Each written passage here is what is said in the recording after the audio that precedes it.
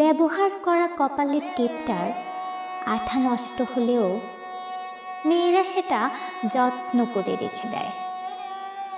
একজোড়া কানের দুলের আরেকটা হারিয়ে গেলেও অন্যটা ফেলে না। পুরনো শাড়িটা, ভাঙা চুড়িটা কাজে লাগবে না জেনেও তুলে রাখে।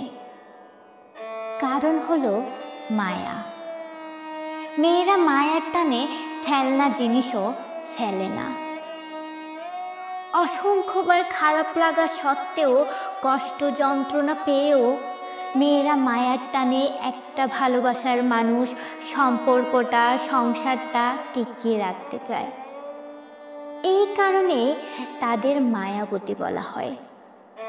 আর হয়তো এই জন্যই মায়াবতীর কোনো পুরুষবাচক শব্দ নেই, কারণ তারা অনন্য।